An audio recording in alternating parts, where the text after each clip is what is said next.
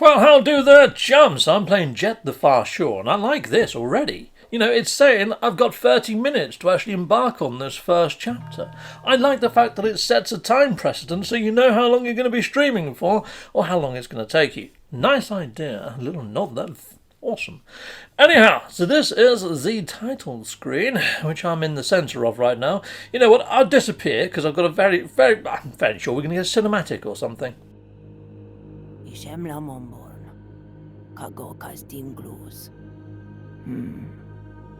Sean throughout not oblivion, Sean mus emsan. Sean mus ominan, vahien fins boglov khanav. Rovon, Sean mus kendras, shos visten. Von, vatzago sea shon. Usio anagoret, deots, da approach. Well, okay, I'm liking the actual musical score. I'm kind of like the dialect and the speech. It's a bit gravelly, isn't it? It's a very sort of ambience setting, which... Oh, it looks like we've got some more ambience setting to be had. Shut up again.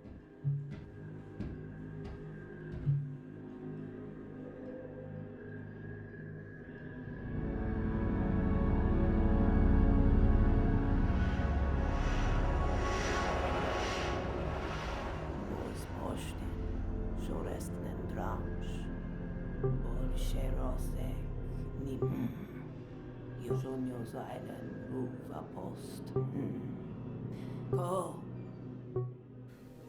Well, although I like the ambience and the general mood setting, what I would say is the actual characters themselves look a little bit drab, don't they? But then again, I suppose that adds into it. Oh, hold on, I reserve that judgment. We're out here with my mother and my father. I can only imagine. I'm guessing that's my father. We'll see in a moment, won't we? We'll try talking to him as well. I'm loving your lovely braided hair with these little triangles underneath your eyes and your cheeks and things. That seems to be like a tattoo that sort of carries over on mainly the females by the looks of things. I'm not seeing it on my father, no. So, who knows. But I would say for a sort of like an alien world, they look extremely freaking human, don't they? They do. And there's a freaking horse in the background. And also in the background, it looks like there's a person wearing a vase on his head. It is my father! Hello there, father! Awesome! Yes, it looks like I'm going to be leaving my parents behind. But what I would say, there's an ocean in the background, and there's knee-high grass. So hopefully there's still vegetation, and there's still something to sustain them until they, live out their life course. At least for my parents, anyway. Fingers crossed. May's parents, yes, hope you live long and prosper. Or try your best to upon this sort of deadened world. Yeah, so I'm wondering whether there is a mixed message here, as well as it being a game. I'm wondering whether it's sort of purposely done to make them look human. Purposely done to make this look almost Earth-like in the way that it's been put together, the actual planet that we're fleeing from, as a stark sort of message to ourselves that our own planet is facing the same plight. I mean, I do like watching the stuff with Elon Musk and his whole mission to Mars type stuff that he's going on in SpaceX and things like that. I've been a massive fan of NASA. When I was a kid, I used to have like space wallpaper with all the sorts of ships and stuff and planets and things. And I was very into, I grew up on Star Wars and Star Trek. I kind of feel I was born in the wrong generation. I would have loved to have been into the actual era where spacefaring was a day-to-day thing. That would have been freaking awesome. But here we go. We're heading over to what I'm guessing is the Jett. I'm guessing it might not be. It's some sort of scout ship anyway. I like his little legs. They're kind of made out of like bendy straws that have been banned from McDonald's. You only get these freaking cardboard ones now, and I guess that's part and parcel of saving the planet, though, isn't it? So there is that, I guess. Anyhow, we've got another little cutscene, and we're going to take off. So I'd leave you with this cutscene for a bit and just let this sink in what's going on right now. So yeah, here we go. She chilhan. I shivital. Den vill på hem.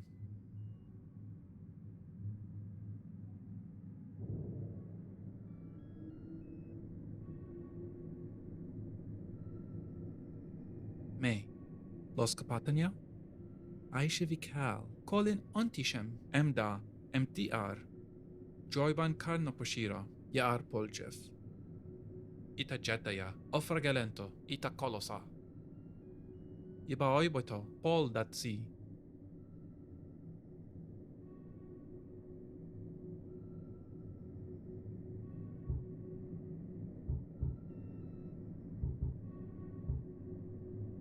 Drams nora ek, nem kashon, shi blon kamel. Ciao. Au be, o yuba, shemshidur. Gast koldao, warsap fi, hostdeo. Right, so I did get a couple of choices there, things I could choose, and then I could move it on at my own pace and things, which is kind of nice, so you can sort of delve into a bit of the lore and a bit of the backstory to your own sort of ends, in a way. It does feel a little bit, I'm going to be choosing crowd and the final goodbye, and it sort of sets the idea of what's to come in a bit, so interesting. Looks like there's going to be a mass. I hope there's not like a mass pylon to try and get onto the ships or something, like end of days or whatever. Yeah, this might not be good. We will see what happens when we get to the last goodbye. Righto, so here we go. I've got to press the trackety pad. Pressing the trackety pad to move forwards, and I can only but imagine this is going to be how we pilot our ship. Oh, I'm liking that. That had a very retro feel to it, and I like the sounds. That was quite cool. Oh, this is visually quite nice. I mean, look at the oceans. Now, I'm a big No Man's Sky fan, if you didn't know. And I do a lot of No Man's Sky content. If you just hear from my Jett to the Far Shore stuff, maybe you want to check out my No Man's Sky stuff. But it would be nice if the ocean textures in No Man's Sky looked a little like this, because this is actually quite nice, and I love the fact that you can see the sort of trail in the actual ocean where you pass over. I've been holding surge this whole time. Okay, alright, fair enough. Looks like I'm ahead of the tutorial. But yeah, that gives your ship a nice gnarly little boost. Now there is a slight vibration in the haptics on this, which is kind of cool. Yeah, kind of like it. It's gentle enough, but it's there. Okay, what's this? L2 to turn. Okay, let's do a sharp turn. Oh, that's a bit too freaking sharp. I nearly smashed my Jett into a post. Right, but let's just keep going. See what I mean by how Earth-like this is? We've got air balloons, So there we go. Okay, let's do another sharp turn. Let's not hold it for long as it's time. There we go. I've nailed that. I like the shadows that are being cast as well. Even here, it's got some real nice atmospherics, There's a sort of tone about the whole game. It seems very sort of bleak, drab, dark, kind of gothic-esque. And the actual tones of the characters as well, they're very monotone. There's no sorts of curvatures to their voices. It all feels very bleak. Yes, and I'm hoping that tone changes as you actually find this new planet and things start to open up, perhaps. We will see. Well, that's probably going to be episode 2. I mean, this is episode 1. Now, I will do mini episodes of each of the chapters in this game. I can imagine there's chapters. I mean, it came up with chapter 0 or whatever at the start, didn't it? So we'll see what happens. And if a chapter is a couple of hours, I'll try and shrink them down to be watchable within inside of a lunch break, so under an hour at tops. I would like to keep them at about 20 minutes to half an hour. That I feel is about comfortable for this sort of game. So let's keep going. This is kind of my first impressions as well. What do I think of the actual controls? What do I think of everything else that's going on so far? Now, what I would say is right now, the bit that I'm finding super tricky is watching the game and taking in all the visuals and then trying to read the frickin' text that appears across the bottom of the screen. Because the actual dialogue you hear from the people is obviously not in any sort of language that you can understand. It's complete sort of Simish. It's like gibberish. So it kind of detracts a little. You're kind of trying to watch what you're doing on screen, and then you're trying to take in the actual text. Right now, I don't know why my ship is going so frickin' goddamn bloody slow. He mentioned something about the scramjets, but I didn't get to read the full frickin' bit of text because I'm so absorbed into seeing airships and wind turbines. You probably saw those wind turbines as well. There you go. That's just on a mighty hop. Now I'm trying to pay more attention to the frickin' text that's going on the screen. It's not all that easy. And from what I can tell, there's no button to bring up some sort of tutorial just in case you've missed one of these things, or to repeat some of the text that come up. There doesn't seem to be anything there. So, hopefully that's not going to happen too often in the game. It would be bad if it starts bringing up lore on the screen while you're trying to do something like get away from bad guys or something, because as an example. But hopefully that's not going to happen. Hopefully it's just limited to the tutorial. Otherwise I'd say that's quite a large drawback, to be fair. Or they should have just got... It looks like they employ people to do voice acting and just got them to speak frickin' Simish. Why not get them to speak a language, a dialect that's, audible to the ear, English, American would be my preference, because that's kind of how my ears are tuned and the language I was born into. But yeah, perhaps it would have cost a lot to get it put into multiple languages, so they went for Simish and then they stuck up text on the screen. But yeah, a lot of this text I haven't actually been fully digesting. I've been skim reading it. It's a quick glance. It's in my peripheral. It's not in my actual main field of view.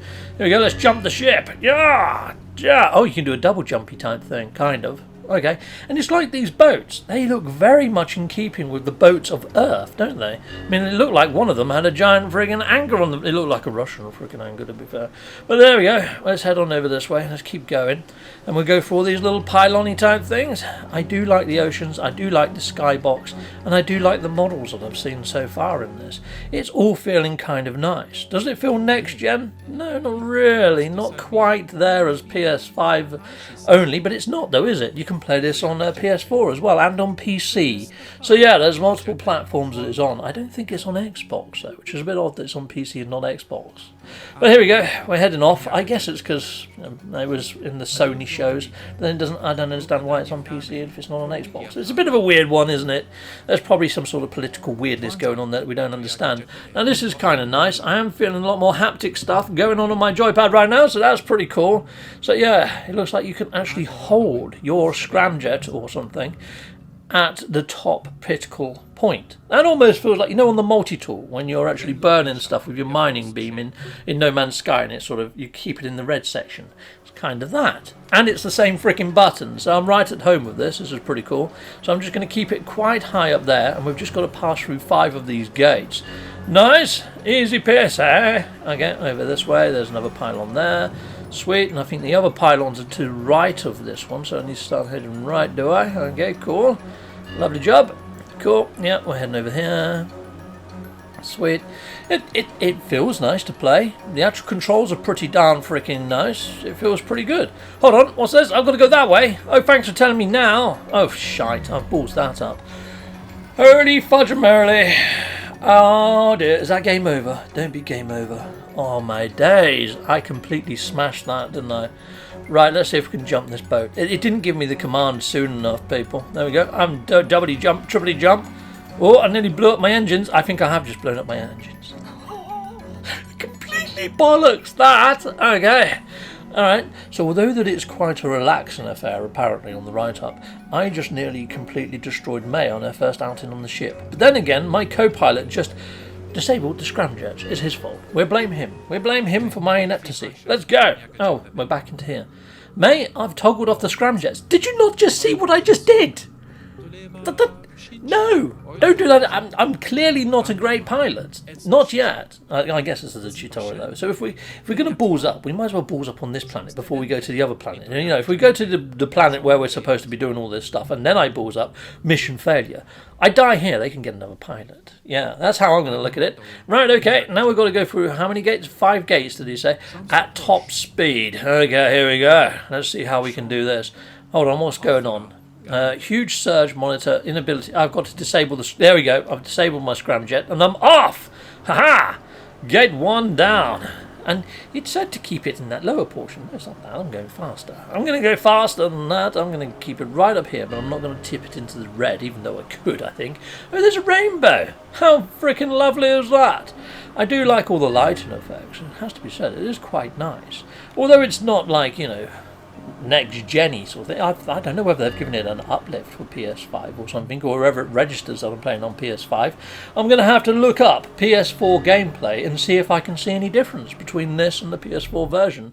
But so far, I'm kind of liking the atmospherics.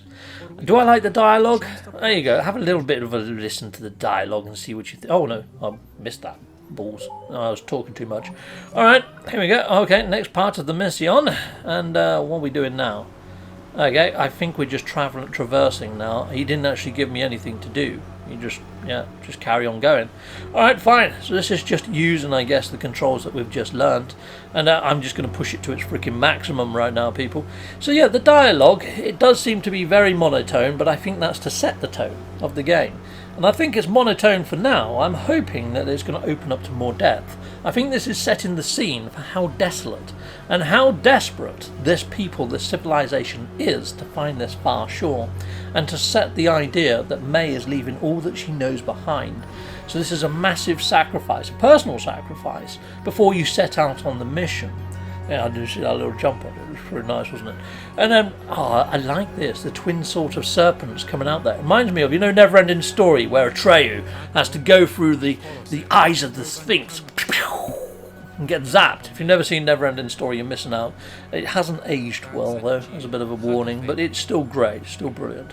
So here we go. Let's head through here. And look, there's like little settlements there. Watching. I think I saw a stack of people on the side there watching me as I flew past.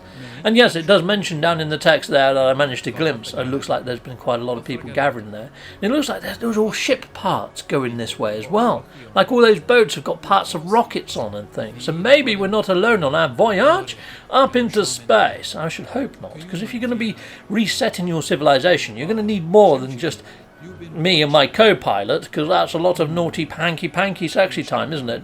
To repopulate the whole planet. So I'd imagine there's going to have to be, a lot of people going up into space to do the hanky-panky naughty time. And yes, to repopulate this civilization into being.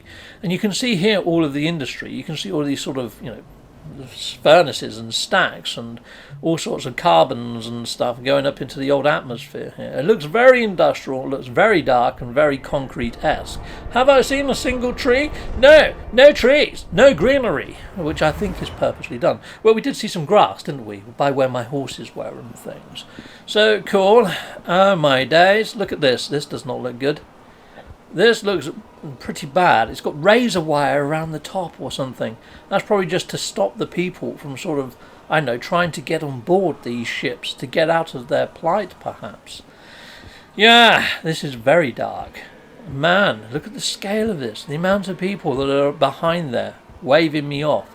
Probably wondering, who would they rather be? Would they rather be me or would they rather be them? I mean, the planet doesn't look like it's going to be destroyed anytime soon. It looks like it's probably got, a good couple of more decades, but it doesn't look like it's a healthy planet by any stretch of the imagination, does it? But then, by the same token, I'm blasting off into alien territory. I'm going to a new world that could be full of evil. It could eat me alive, But this is pretty darn sweet. I'm loving this sort of rise up the staircase, as if you're sort of going away from everything and leaving it behind. Nice little icons up there. Some of them look very Zelda-esque, don't they?